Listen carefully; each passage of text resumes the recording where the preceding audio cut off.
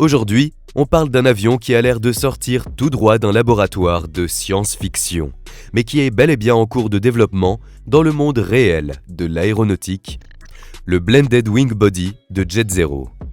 Une sorte de créature hybride, à mi-chemin entre l'avion de ligne et l'aile volante, qui ferait presque passer nos Airbus et Boeing actuels pour des reliques du XXe siècle.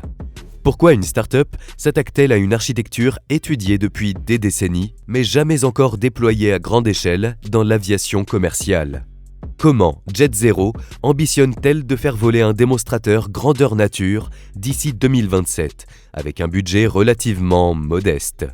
Et surtout, ces gains annoncés peuvent-ils réellement se concrétiser sans transformer l'expérience passager en un cauchemar? Pour comprendre l'approche de JetZero, il faut prendre du recul et oublier un instant le design, tube et aile qui domine l'aviation commerciale depuis les années 50. Ce design fonctionne, il est fiable, rentable et parfaitement maîtrisé. Mais il est aussi le fruit de compromis accumulés pendant plus de 70 ans. Le concept de Blended Wing Body, ou BWB, n'est pas une aile volante pure comme le bombardier B2, mais une architecture hybride, bien plus nuancée.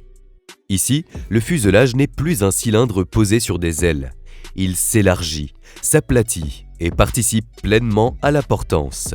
Autrement dit, ce qui servait surtout à transporter des passagers commence enfin à aider sérieusement à voler.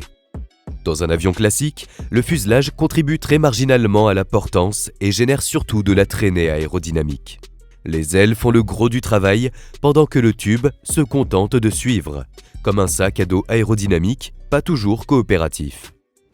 Dans un BWB, presque toute la cellule devient portante.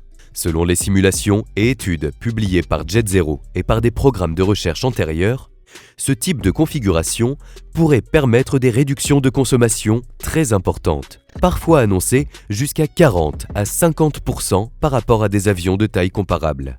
Il faut être clair, ce chiffre reste un objectif théorique basé sur des modèles, pas une promesse gravée dans le titane.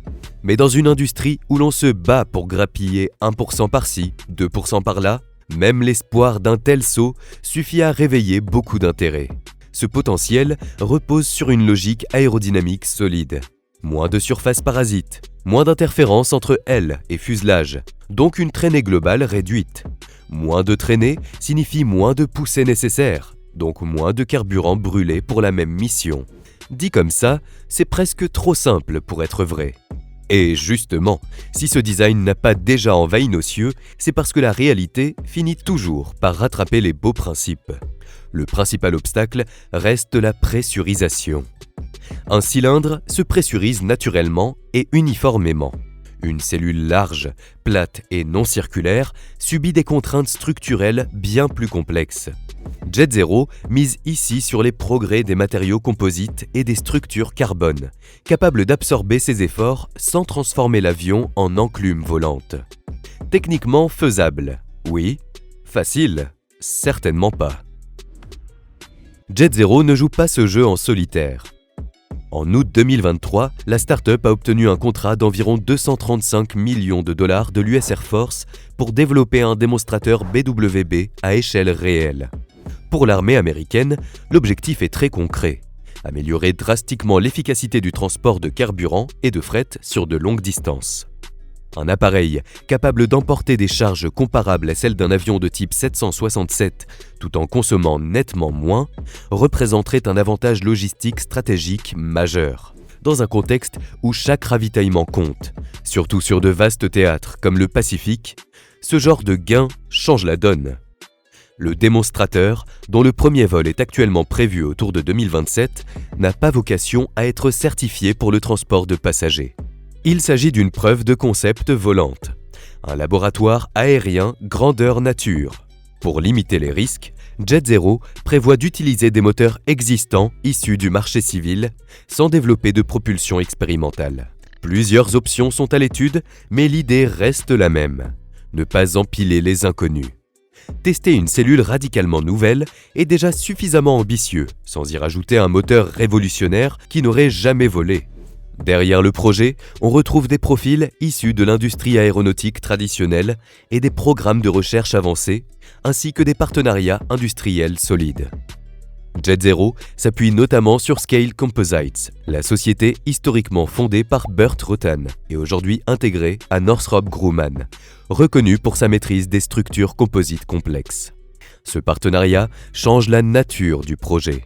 On ne parle plus d'un joli rendu 3D destiné à lever des fonds, mais bien d'un programme industriel avec des pièces réelles, des outillages et des contraintes bien concrètes. Mais faire voler l'avion n'est que la moitié du combat. L'autre moitié se joue au sol, là où l'aéronautique rencontre la dure réalité des aéroports. Les infrastructures mondiales sont optimisées pour des avions tubulaires. Un BWB est, par définition, beaucoup plus large. Jet0 indique que son premier modèle commercial viserait une envergure comparable à celle d'un Airbus A330 afin de rester compatible avec certaines catégories d'infrastructures existantes. Sur le papier, cela limite la casse. Dans la pratique, la largeur de la cabine pose de vraies questions d'aménagement intérieur. On ne parle plus de 3 ou 4 sièges par rangée, mais potentiellement de blocs beaucoup plus larges. Pour les passagers éloignés des flancs, l'absence de hublot devient inévitable. Des solutions comme des écrans affichant une vue extérieure sont envisagées. C'est séduisant sur un concept art, un peu moins rassurant quand on se demande comment le cerveau humain réagit à un horizon virtuel pendant les turbulences. Disons que le mal de l'air pourrait devenir une discipline olympique si c'est mal géré. L'évacuation d'urgence est un autre point critique. Les normes imposent une évacuation complète en 90 secondes, avec la moitié des issues inutilisables.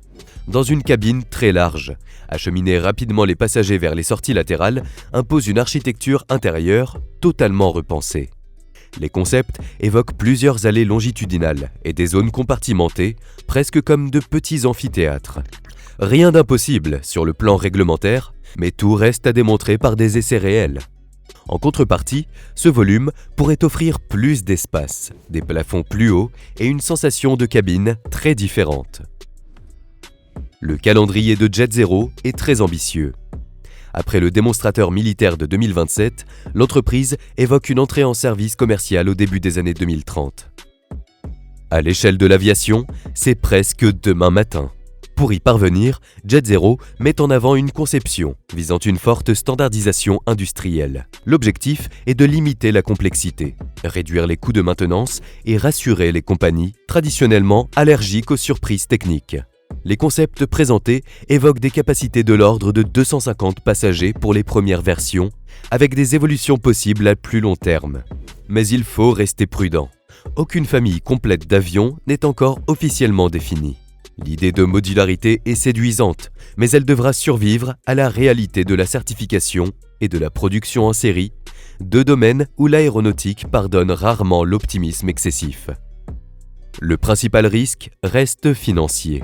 Développer un nouvel avion commercial à partir d'une feuille blanche coûte généralement plusieurs milliards de dollars. Les fonds militaires permettent de lancer la dynamique, mais ils ne suffiront pas à franchir l'étape de la certification civile. Jet0 devra attirer des partenaires industriels majeurs ou lever des capitaux considérables. L'histoire de l'aviation montre que ce type de pari est rare, long et risqué, mais pas impossible. Le soutien institutionnel et l'intérêt de grandes compagnies aériennes donnent au projet une crédibilité que très peu de startups aéronautiques ont jamais atteinte. Au final, Jet0 symbolise une évolution intéressante du secteur. Le Blended Wing Body n'est pas une solution miracle et ne remplacera pas à lui seul les carburants durables ou d'autres ruptures énergétiques. Il s'inscrit comme une brique complémentaire dans une stratégie globale de réduction des émissions. Si le démonstrateur de 2027 confirme ne serait-ce qu'une partie des gains aérodynamiques attendus, il pourrait rouvrir un débat que l'industrie avait mis de côté depuis des décennies. Le chemin reste long, semé d'essais structurels, de campagnes en soufflerie et de négociations réglementaires parfois plus complexes que l'aérodynamique elle-même. Mais pour la première fois depuis longtemps, la forme d'un avion de ligne ne semble plus dictée uniquement par l'héritage industriel, mais par une recherche assumée de performance globale. Jet0 a déjà réussi quelque chose d'essentiel. Rappeler que le tube et aile n'est pas une loi de la nature. Le futur de l'aviation n'aura peut-être pas de hublot pour tout le monde, mais il pourrait bien adopter une silhouette radicalement différente de ce que nous pensions immuable. Voilà qui conclut ce décryptage. Merci d'avoir suivi jusqu'au bout. Si la vidéo vous a plu, laissez un like et partagez votre avis en commentaire. De nouveaux épisodes arrivent très bientôt, alors pensez à vous abonner et à activer la cloche. À très vite!